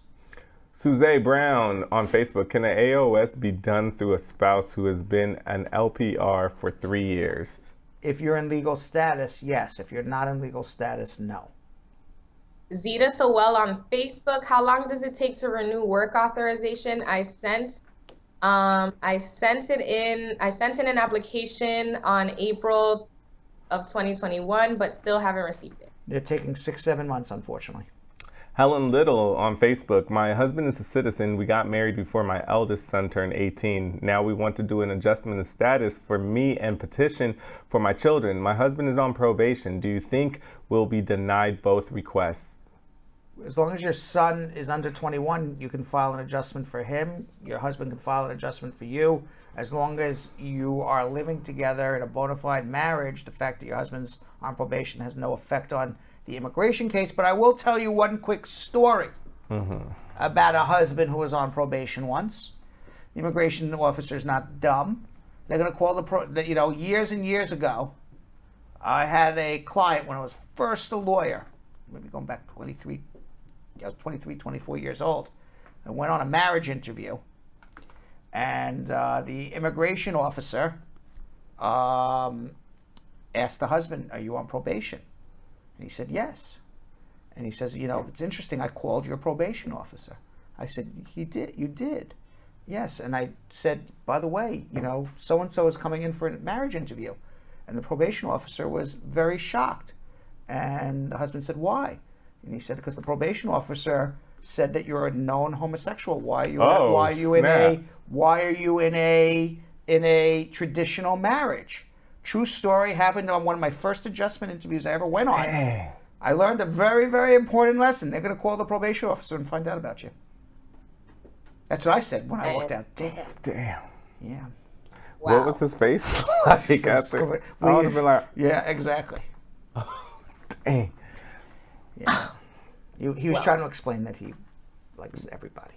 I mean, so could be. But it was one of my first interviews I ever went on in my life. Man, got me hot. It's like a Tyler Perry movie. Yeah, all right. So, they call the probation officer. Trust me, they do. All right, 2 more. Okay, Chan on YouTube, what's the next step when my VAWA priority date is passed? The next step? Follow up, I guess. Beast on YouTube, how long does it take USCIS to give an answer on an RFE? It's supposed to be 120 days, but with COVID, who knows when. All right. I recently spoke with music artist and producer Tessellated, whose original song, I Learned Some Jazz Today, was used in the Emmy-nominated Apple AirPods commercial Bounce. Tessellated and I spoke about his experience as a dual Jamaican American citizen, his music, and his thoughts on the current state of American politics. Let's watch.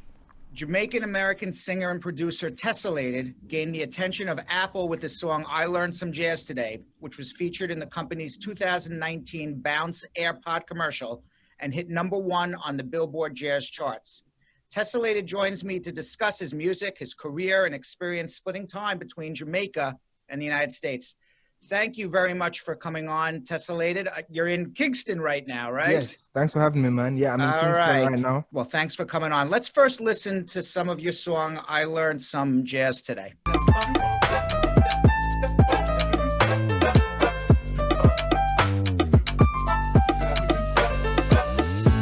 just learned some jazz today, it's true. You just learned some jazz today. Based between Kingston and LA now, but where did you grow up? So I grew up completely in Kingston, all the way up until I was 18, at which point I moved to Orlando, and I lived there for 2 years. I was doing a music program, and then since then I've been in Los Angeles for about 3 years. So what is your family's immigration story? So luckily for me, I'm actually a dual citizen, because my mother is American, my father is Jamaican. My mother also grew up in Jamaica, but she was born in America, up in Maine. So immigration wasn't ever a problem for me. You got a U.S. passport when you were a kid then, basically, yeah, I have a US because your passport. mom was a U.S. citizen. You were an automatic citizen at birth, even though you were born outside the U.S. That's really lucky for you because you come to America and they welcome you as an American. And then when you go to Jamaica, they welcome you as Jamaican. Exactly. So when did you start playing instruments? Before I can really remember, to be honest, but I'm told it's around 4 years old. So I started with drums, xylophone, and then when I got a little bit older, like, early teenage years, preteen years, I was taking more action on my own to learn different things. So I started, picking up guitar, piano, and, I had some friends who were kind of interested in music too. It wasn't as much like creation at the time, but more just playing. Do you know who introduced you to music? I believe it was my father, and he's a very big music appreciator, as well as my mother. He was the one that first, brought forward initiatives to let's get the kids kind of interested in music from an early age. In general, aside from the playing, my family is just big on a lot of different styles of music, so I was exposed to a lot from an early age, like old school R&B, Motown era, Michael Jackson, and like soca and calypso. Like, prior to my father's family is from Trinidad, so they were very big on like steel pan and like calypso music. What age did you go from, this is fun, to I can make a career of this? The age where it really went from, okay, this is fun and I like to do this, to, oh, I can actually make something out of this, was about 16. So when I was like 15, 16, I started picking up production, right? And DJing. And that's when I started really creating music and getting into things. First, it was just remixes and stuff, but then I started doing my own original compositions. And it was really fun. I really loved it. And then it just got into me doing, more research on the industry. Most people look at music and they're really only seeing like the superstars. So it's kind of, a lot of times you think it's like it's an all or nothing. You get me? Like, you're either the Beatles or you're going to be homeless. Also, a lot of people are not that knowledgeable about it. A lot of the artists I was following were more upcoming artists, right?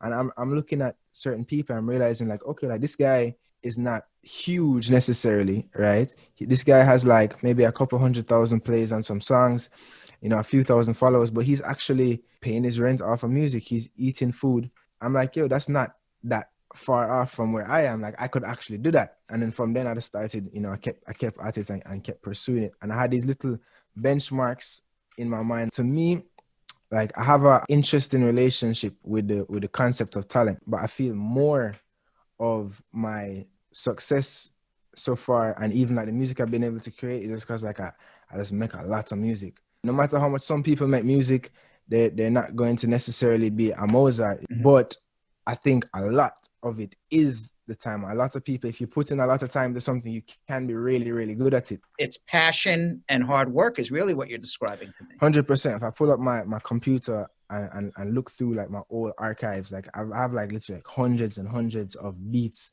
and song ideas, most of which never finished, but all those are part of the process. How do you describe your music? It's probably the number one hardest common question I get, but I think the easiest way for me to describe it and the most accurate way would to be a fusion. It's a fusion based in Caribbean music, and that incorporates elements of different genres from all over the world, which would include like jazz, hip hop, R&B, Latin styles like some bossa nova, Cuban influenced. The style is not static. The level of the blend changes. So I think that's the best way to describe it. You sit down, you say, I'm going to write a song today. How do you do it? It doesn't normally go like, I'm going to write a song today.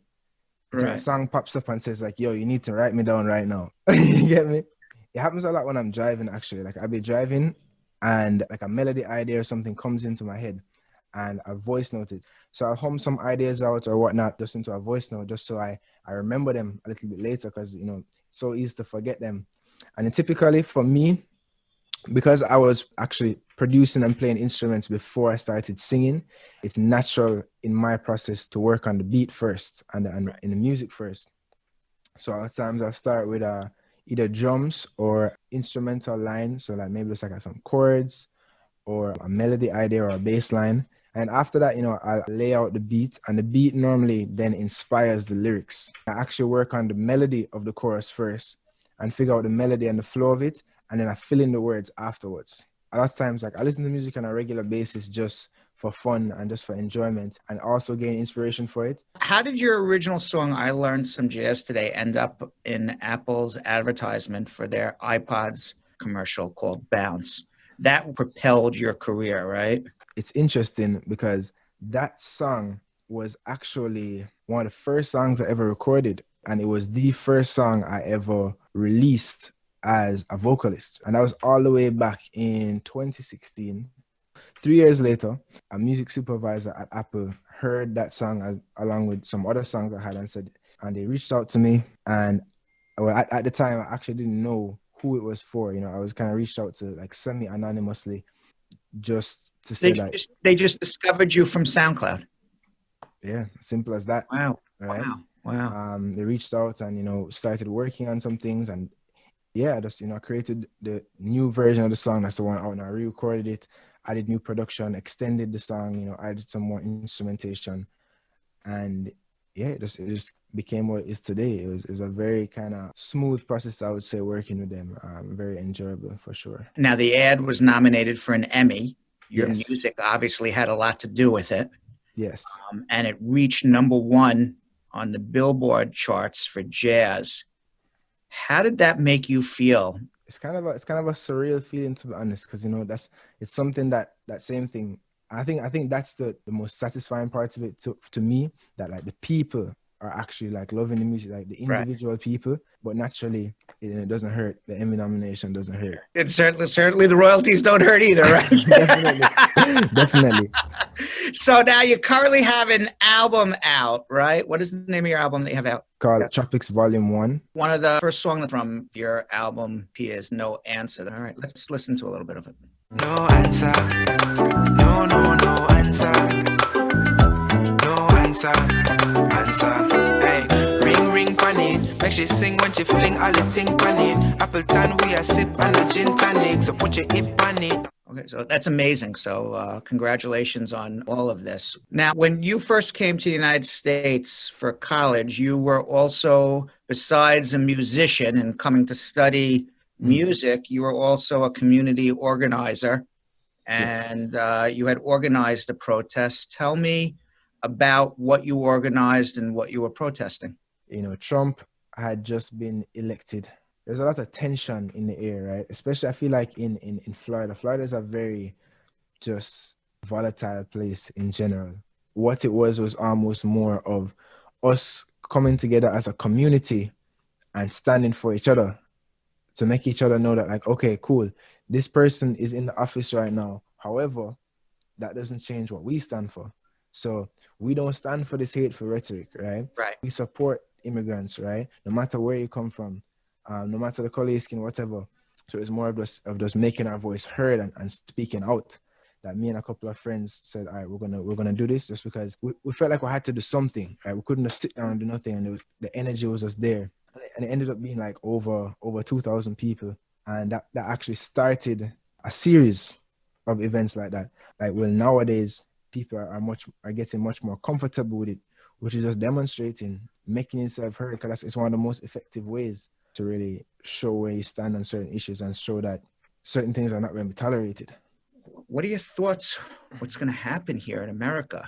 I think one thing is important that you said, you know, is the racism that continues, because I think a lot of people have been unaware that this is how it's been. The only difference now is people are actually seeing it. Anywhere something happens, someone is capturing that on a phone, and not only is it being captured, but it can't be held down, because people have Twitter, people have Facebook, and people kind of send messages directly.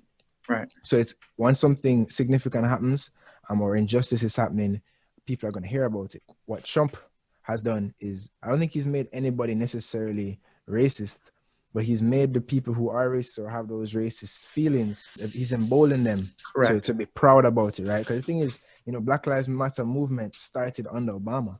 So it's not to say that nothing has gotten better, but there's just still so much work to do. And it's important to just look at the bigger picture. So I'm honestly not sure what's going to happen. I don't think anybody is, but I think the fact that people are aware and they're pushing for something to happen is a big step. Turn the ship in the right direction.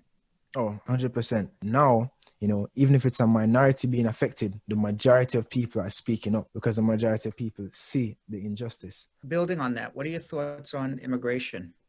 You know, I'm sure you have lots of friends in Jamaica who want to come to America, have problems, and et cetera. No, it's crazy. On many levels, I've seen it, right? For example, like one of my best friends, actually, who I lived with for about a year in LA. He's from Jamaica, amazingly talented, hardworking painter, graphic designer, animator. He actually went to school, did a 4-year degree in America, and moved to Los Angeles. As soon as he moved to Los Angeles, just given like the quality of his work, he got a lot of offers for different positions. He was able to work for the year after school, off of the grace period. But even though, he went through all the proper processes, he had, great jobs from some crazy different places, like animation houses and art museums and different stuff on the table. They didn't even like get back to him on his visa for about, I think, like 10 or 11 months. And at that time, all they told him was like, oh, we may require some more information to like further process the thing. But by that time, like his year is up, Right. And they got to apply all over again. He has to apply all over again. Yeah. And then if he's to stay over now, then he could get deported. Right. All these things. So it's very discouraging a lot of the times. It's a problem with immigration right now. First of all, everybody came from somewhere. Exactly. And number two, America was built on immigration. Tell me what you think is the American dream. It's an interesting question because I think everyone has their own definition of it. But I think the American dream, if anybody works hard enough, they can do anything they want to do, right? And there are a lot of opportunities because, like, even for myself, being able to like move to Los Angeles and build up on things and get an upper placement or get an Emmy nomination just off of being someone in Jamaica who is building beats in a computer. However, I'm not going to deny that even for me to be able to do that, I was afforded a lot of privileges that a lot of other people don't have. So, for example, the fact that I'm a dual citizen has opened up a lot of doors for me. The same thing after school, I was able to say, okay, well, I want to move to Los Angeles. I'm making enough money to do it, so I can do it, right? So not to say that I didn't have to work for that. I had to, make those musical connections and make that income and do different things. A lot of the things even more determined by just like the color of your skin. Because up to a certain point, like if you weren't white, you literally could not do certain things, right? And then nowadays, it's not that because technically, obviously, like we had a black man as a president, it's not that you cannot do certain things, but it's more harder. You're not starting at the same equal playing field. Exactly. Where can people find out more about you and your music?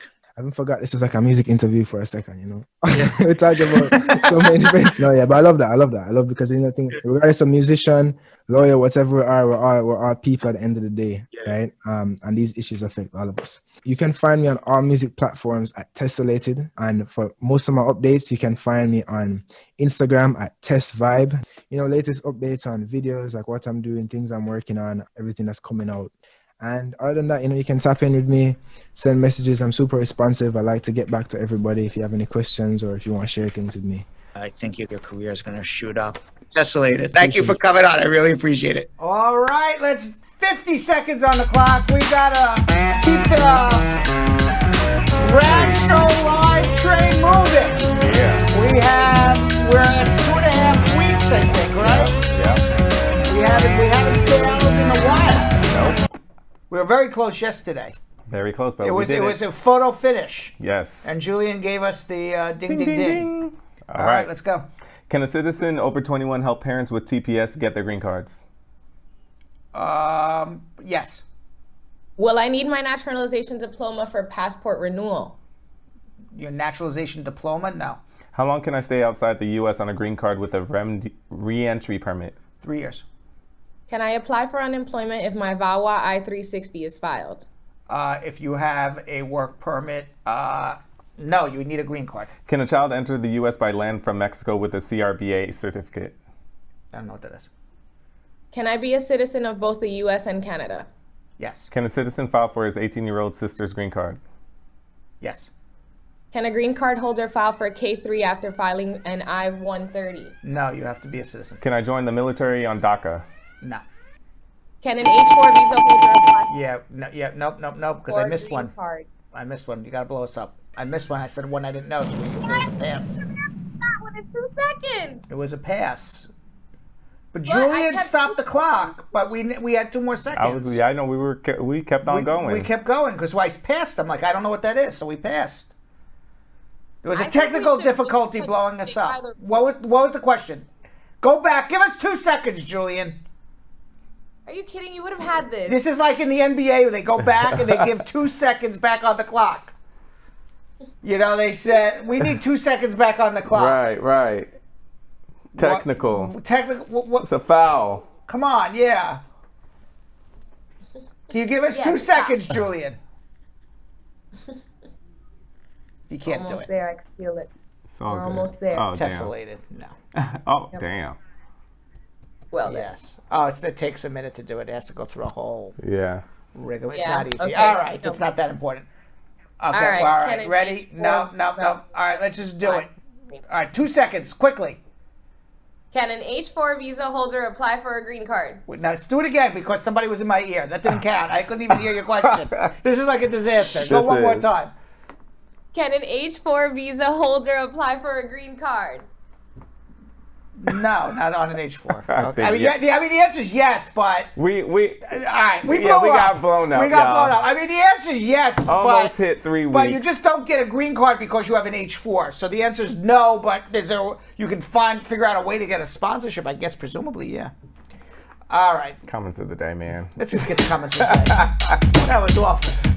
That was just bad. And then a call. And a call. All right. First comment of the day comes from Kivar Harris saying, "Squad up, everybody. It's a beautiful day. Let's give God thanks. And let us give thanks to Uncle Brad for all the wonderful information." Thank you. Yes.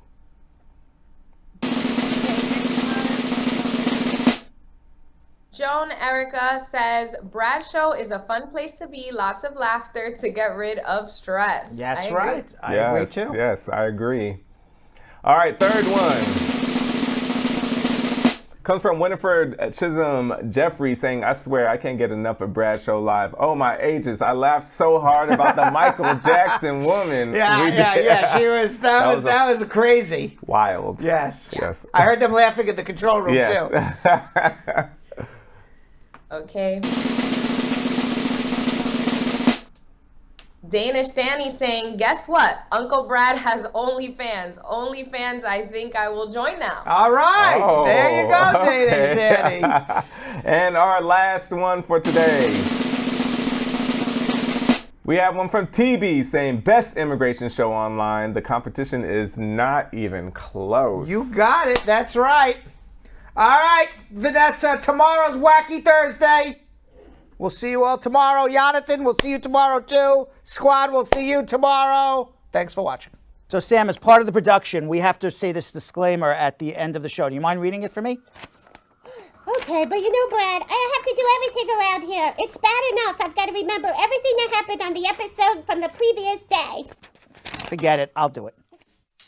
The proceeding was information only and not specific legal advice. Consult an attorney about your individual situation. Prior successful results do not guarantee a similar outcome in the future. To make an appointment with the Spar and Bernstein law firm located at 225 Broadway in New York City, call 1-800-529-5465. That's 1-800-529-5465. Easy to remember, 1-800-LAW-LINK. That's 1-800-LAWLINK. Once again, make a call to 1-800-529-5465. And of course, link up with the law offices of Spar and Bernstein, located at 225 Broadway on the 5th floor. If I were you out there, make the call, make the link, make the connection, make it Spar and Bernstein. 1-800-LAWLINK. That's 1-800-529-5465. And now, conveniently located in Hartford, Connecticut on 1 Congress Street. Visit us in Connecticut or in New York at 225 Broadway. That's 1-800-529-5465. 1-800-LAW-LINK. 1-800-529-5465.